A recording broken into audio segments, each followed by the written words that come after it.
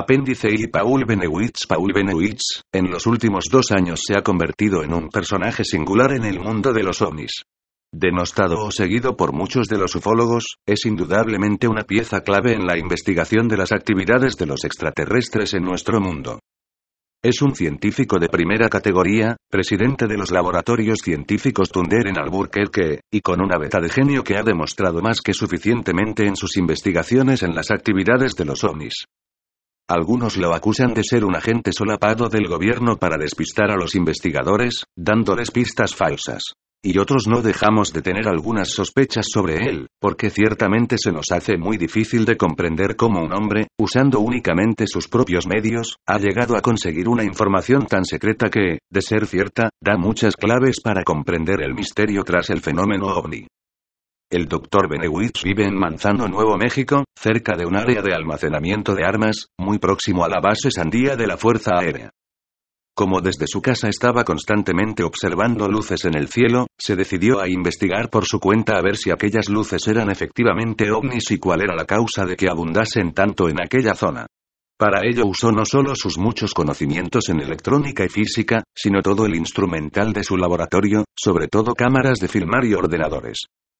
Su primer objetivo fue entrar en contacto con los tripulantes de aquellas máquinas, cosa que logró muy pronto gracias a su gran inteligencia y a su conocimiento en materia de programación y códigos de ordenadores.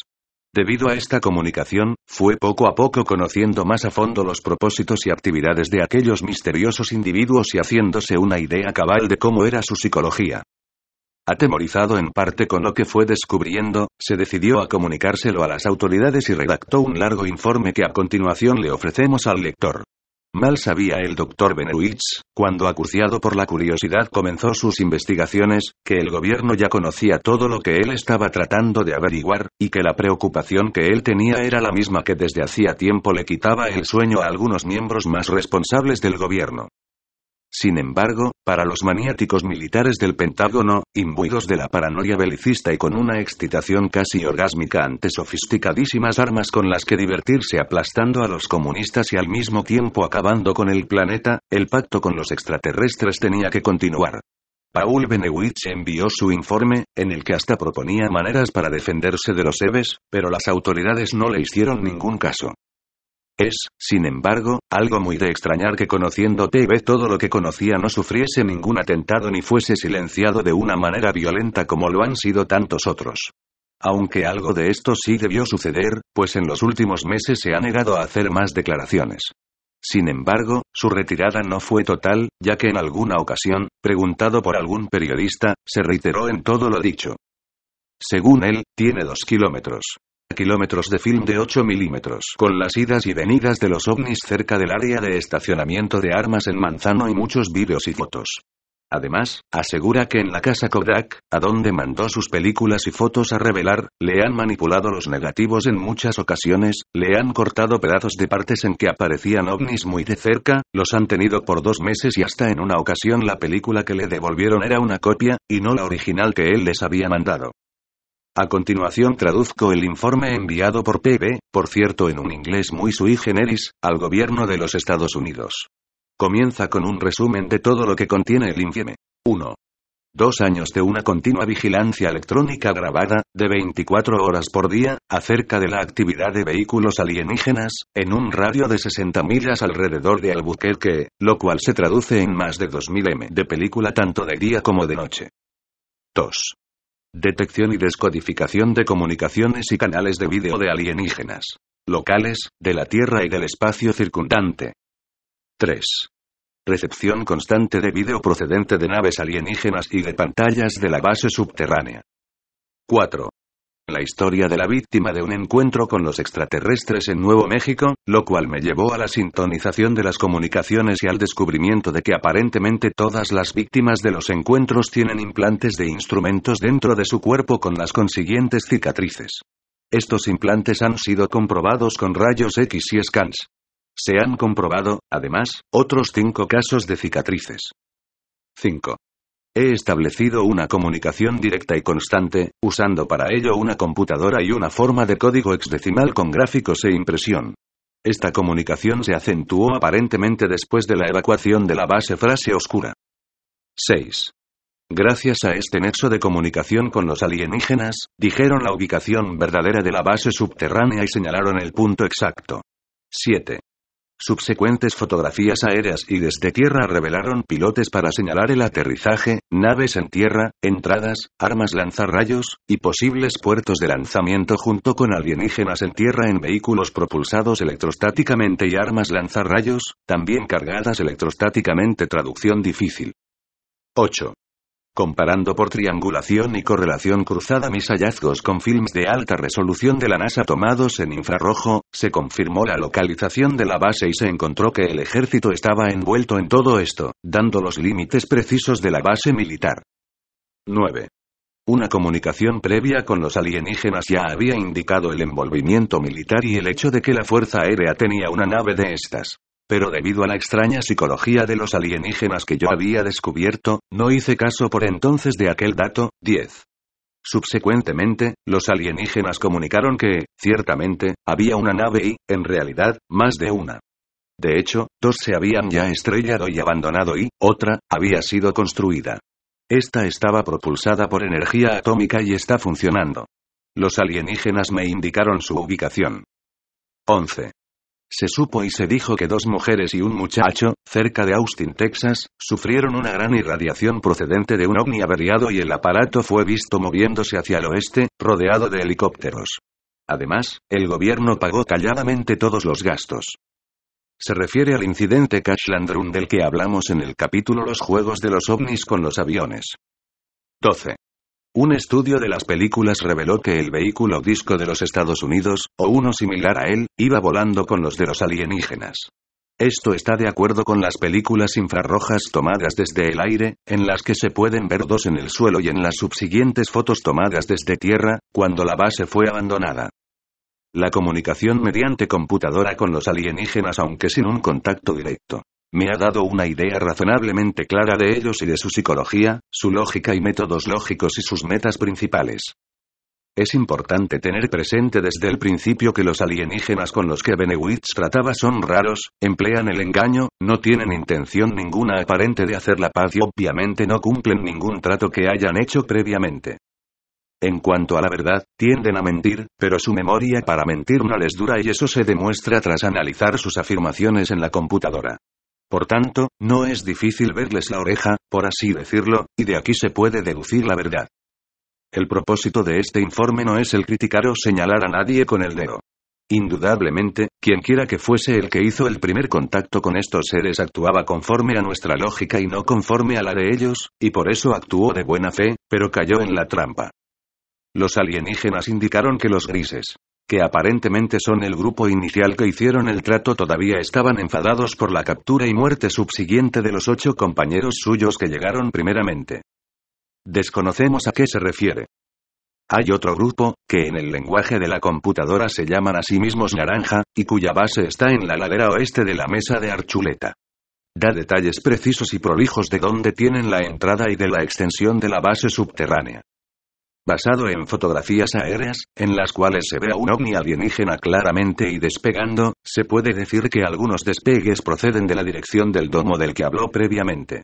Creo que el lugar es una salida de la base subterránea.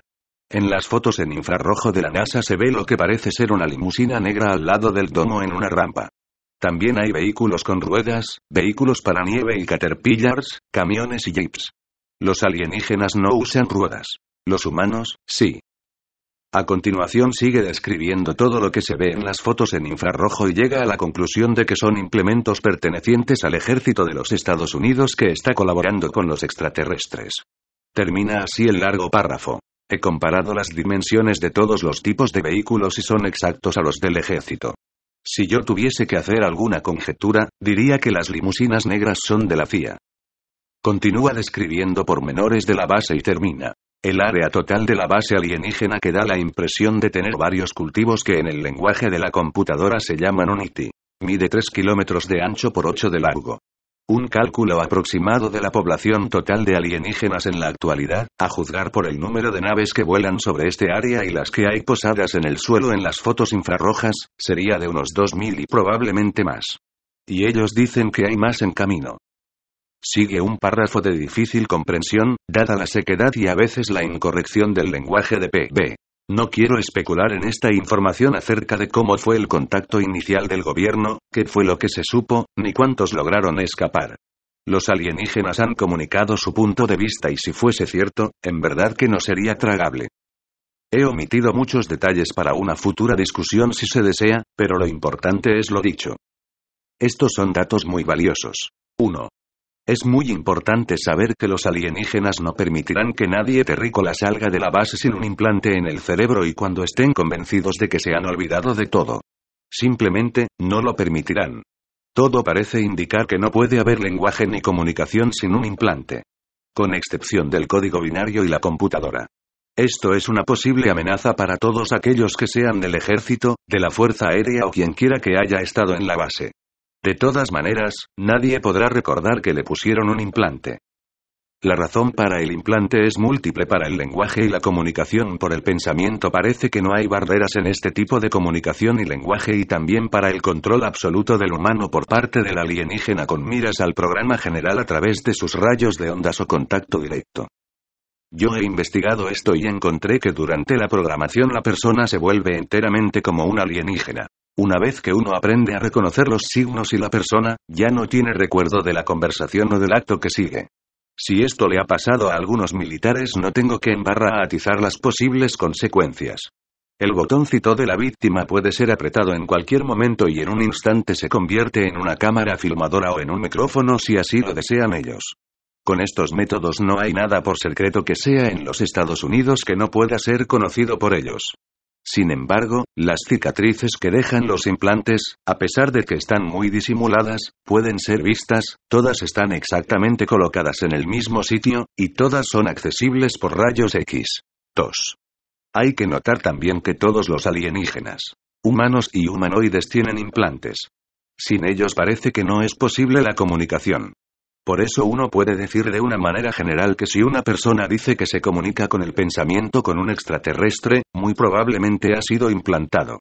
Estos individuos suelen decir que son muy psíquicos y estar dispuestos a probarlo. Además, a través del trasplante, el humano recibe información del alienígena y no se da cuenta de ello. 3.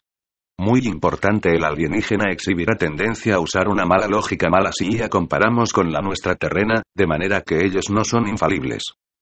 En realidad, ellos dan la impresión de cometer más errores y de tener más debilidades que el normal Homo sapiens. Para el alienígena, la mente es clave, y eso constituye una gran debilidad de ellos que discutiremos más adelante. 4. No hay que fiarse de ellos. Pienso que si tuviésemos a alguno de ellos por amigo y nos viésemos en alguna dificultad y lo llamásemos para que nos ayudase contra un enemigo, el amigo se pondría enseguida del lado de nuestro enemigo. La computadora indica que en la Tierra en general nadie, ni siquiera los rusos o cualesquiera otros por el estilo, tienen esa tendencia. Ello nos lleva a deducir el peligro que hay en hacer ningún tipo de trato con estos alienígenas, por lo menos con los de esta especie. 5. Los alienígenas, generalmente usan el rayo para matar. Su efecto en el humano es un círculo púrpura de unos 3 a 4 centímetros. Si es hecho desde atrás se notará en una o en las dos espaldas. En el ganado es lo mismo, mostrando un color púrpura debajo de la piel con círculos quemados en el interior. 6. Las mutilaciones de ganado son la otra parte de la moneda y no trataré de ellas aquí, aunque son una parte del total. Parece que los humanoides fabricados por los extraterrestres son alimentados con una fórmula hecha con material humano o extraído del ganado o por una mezcla de ambos y son construidos con el mismo material por empalme de genes y el óvulo de alguna hembra humana víctima de una abducción. Los alienígenas le llaman al embrión resultante un órgano. El tiempo de gestación hasta su desarrollo total, cuando ya podrá ser usado para que trabaje, es aproximadamente de un año. Un año de ellos que no sé bien cuánto es. Solución: dudo que haya una cura inmediata y total para todo esto. Sin embargo, sí pienso que hay que pararlos y tenemos que salir de este círculo vicioso antes de que sea demasiado tarde. La realidad es que cada noche ellos agarran y cortan. Como ellos dicen a mucha gente. Y cada uno de estos implantados está listo para que en cualquier momento le aprieten el botón. No sé si todos los implantes son eficaces o no, pero lo que sí creo es que en los Estados Unidos hay por lo menos 300.000 implantados y no menos de 2 millones en todo el mundo.